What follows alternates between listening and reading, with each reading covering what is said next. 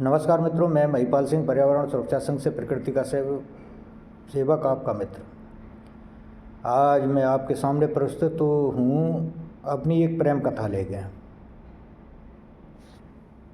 कुछ लोगों ने, जो मेरे भाई बहन हैं, वो सोच रहे होंगे कि ये किस प्रेम कथा की बात कर रहा है, किससे प्रेम हो गया इसको। सोच रहे होंगे ना, सोचना भी चाहिए। लेकिन जिससे मुझे प्रेम हुआ वो हटके है। वो कोई स्त्री या पुरुष नहीं, वो सर्वदाता है। जब मुझे प्रकृति से प्रेम हुआ, मैं उसकी बात कर रहा हूँ। यकीन मानिए, जिस दिन से मैंने इसका दामन थामा, जिस दिन से मैंने प्रकृति से प्रेम करना शुरू किया, मैं खुद का अनुभव बताता हूँ, मेरे भाई और बहनों, मेरा जीवन बदल गया। इतने बदलाव आए जीवन में कि जिन्हें मैं सोच भी नहीं सकता था।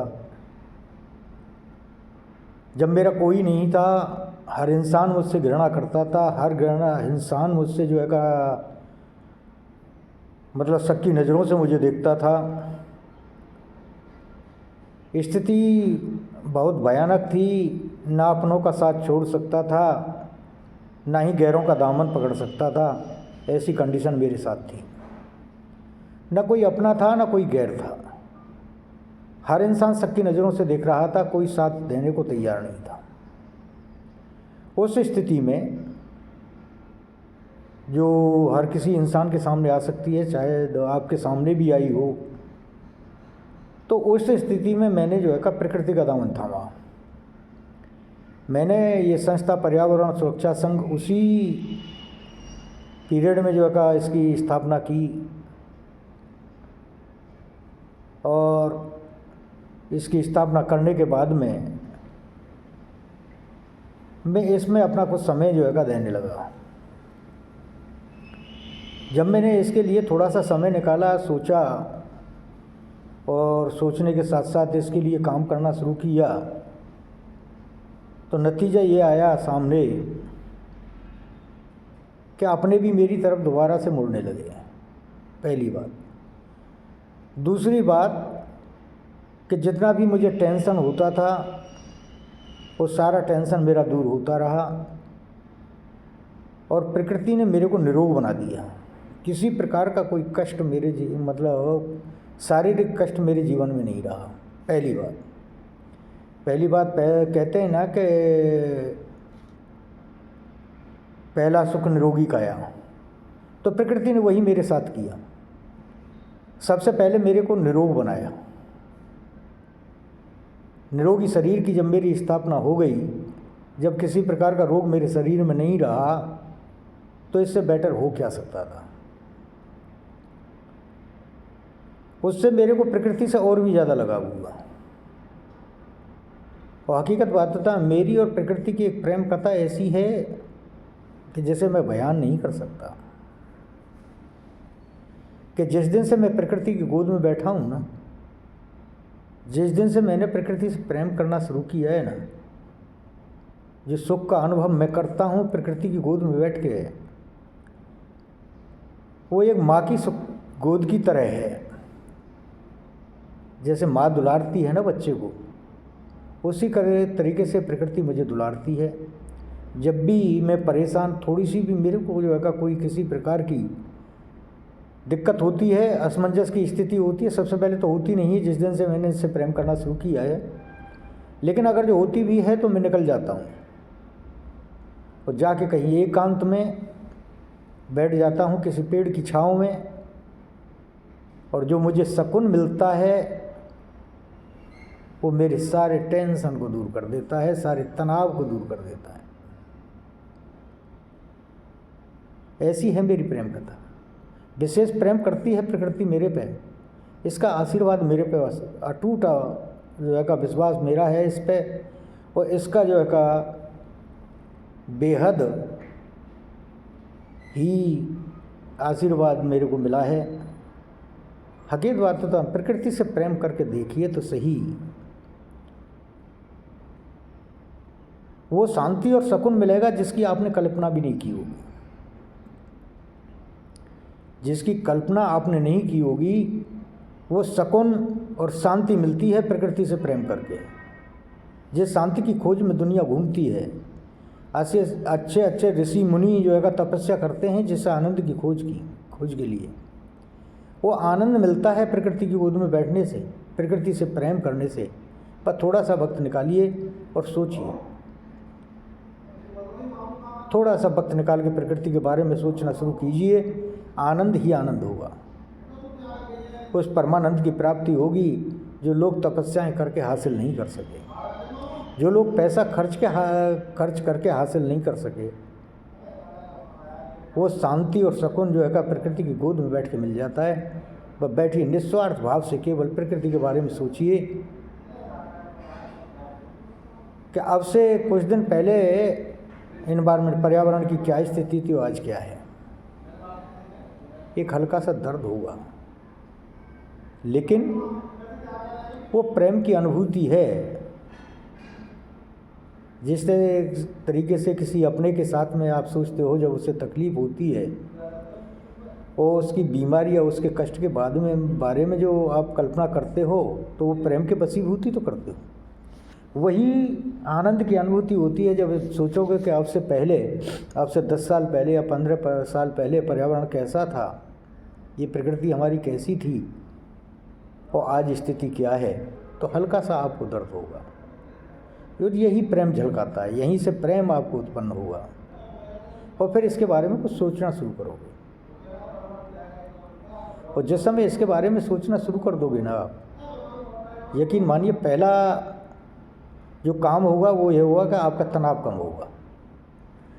दूसरा काम होगा कि आपके शरीर में जितनी भर भी व्याधि हैं, जो बीमारियां हैं, वो दूर हो जाएंगी। 90% बीमारियां दूर हो जाती हैं। आपको इससे प्रेम करना बहुत ही लाभदायक रहता है, जो मेरे साथ हुआ। मैं अपना ही अनुभव जो है आपको शेयर कर रहा हूँ। रियल बताऊँ कि एक कंडीशन ऐसी थी, जब जितने भी मेरे रिश्तेदार थे, जितने भी भाई बंधु, पत्नी, माँ बाप तक, जो कहते हैं ना माँ बाप कभी बच्चे का साथ नहीं छोड़ते और कभी उससे घृणा नहीं करते, लेकिन वो स्थिति ऐसी थी कि कोई सगा था ही नहीं। हर इंसान शक की नज़रों से देख रहा था। सबका शक अलग अलग था, सबकी सोच अलग अलग थी। कोई किसी कारण से जो है शक कर रहा था, कोई किसी कारण से। कोई सीधे मुंह बात नहीं करता था, चाहे साथ काम करने वाले थे या परिवार के मेंबर थे या दोस्त थे। सारे दोस्त लगभग साथ छोड़ के चले गए, तो कोई दोस्त साथ में नहीं था।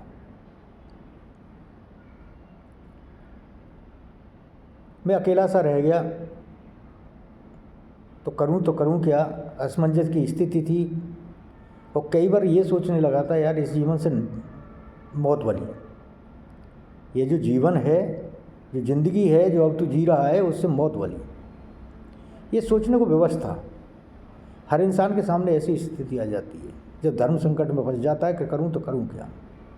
वो स्थिति मेरे सामने थी। फिर मैंने थोड़ा प्रकृति की तरफ ध्यान दिया, पर्यावरण के बारे में सोचना शुरू किया। और ये समझिए उस दिन से मेरी जो है का ग्रह नक्षत्र ही बदल गए जनाब। प्रकृति ने वो मरहम लगाया मेरे जख्मों पे, जो मेरे अपनों ने दिए थे, उन जख्मों को प्रकृति ने भर दिया। मेरे सारे कष्ट को हर लिया। मेरा जो तनाव था वो दूर होता रहा। मेरे शरीर में जिस तरीके से रोग जो है का उत्पन्न होने शुरू हुए थे, सब खत्म हो गए। बिल्कुल एकदम निरोगी शरीर हो गया। क्योंकि जब तनाव खत्म हुआ तो अपने आप जो है का रोग खत्म हो जाते हैं। तो 90% रोग तो जो है का तनाव से ही शुरू होते हैं। वो तनाव खत्म हुआ तो निरोगी शरीर हुआ, और निरोगी शरीर का फ़ायदा प्रत्यक्ष देखते हो आप। आपके सामने उपस्थित हूँ। 59 ईयर से एज है मेरी, लेकिन किसी प्रकार का कोई रोग नहीं है। मेरी स्किन और मेरे चेहरे को देख के आप अंदाज़ा लगा सकते हो कि मेरी स्थिति क्या है। ये सब प्रकृति प्रेम का नतीजा है। जो सर्वदाता है, जो प्रत्यक्ष ईश्वर है,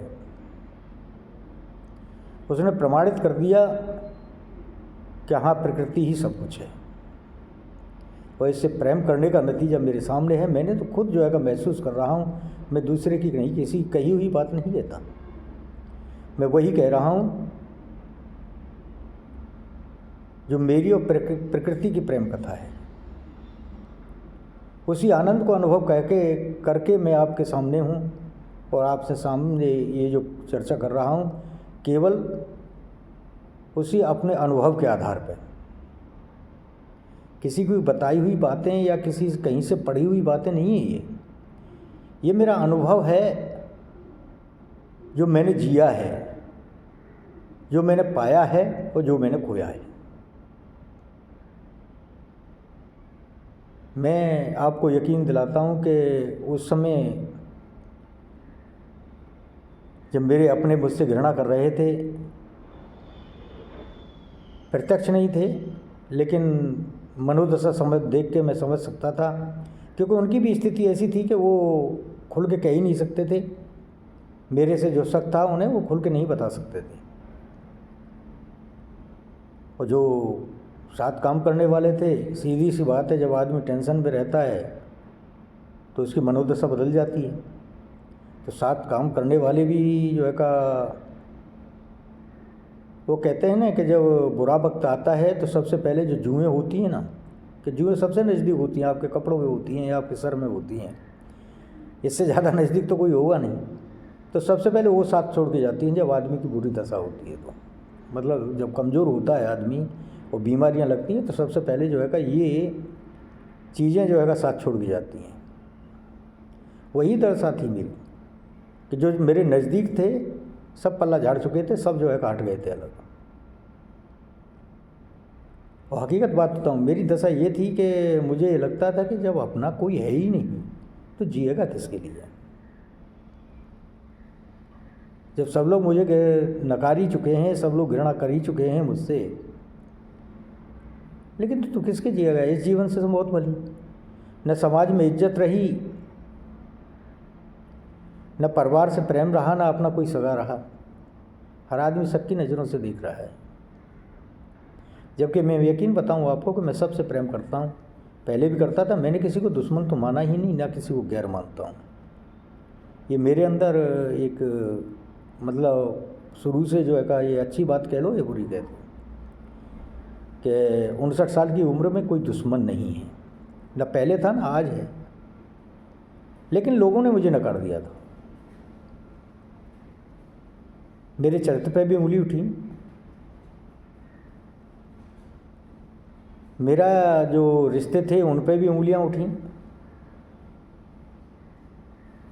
हर तरीके से जो है का मुझे उस समय परेशानी थी। और सीधी सी बात है कि हादसा ऐसा था कि पैसा तो खर्च हो ही रहा था और उसी की वजह से सारा जो है का खेल बिगड़ चुका था। तो उस स्थिति में मेरे को कुछ समझ में नहीं आ रहा था। रियल बात बताऊँ मैं आपको, कुछ भी समझ नहीं आ रहा था। मैं अंधा हो गया था एकदम। मेरी बुद्धि जो है का मतलब एक तरफ चकरा गई थी और मुझे कोई रास्ता सुझाई नहीं दे रहा था कि इससे निकलूँ तो निकलूँ कैसे। कोई सजेशन देने वाला भी नहीं था मेरे को, जो है का मेरे को सजेशन दे कि तुम्हें ये करना चाहिए। कोई सलाहकार नहीं था। असमंजस की स्थिति में था कि सब कुछ खोने के बाद अब जीऊँगा तो किस लिए जीऊँगा।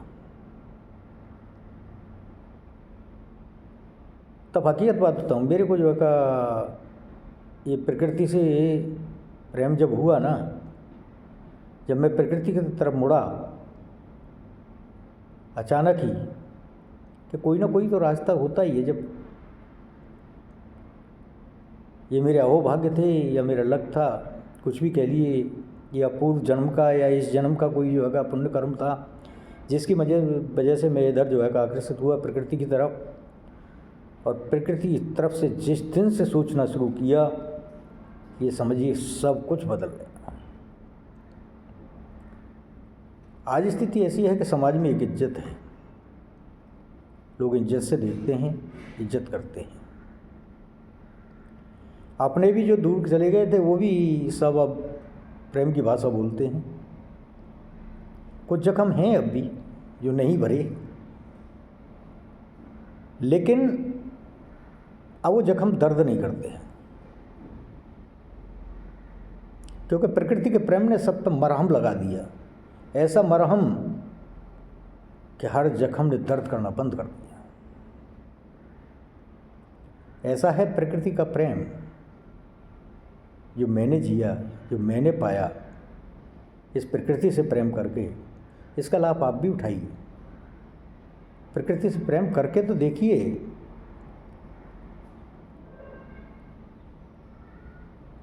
हकीकत बताता हूँ आपको, आनंद से जीवन भर जाएगा।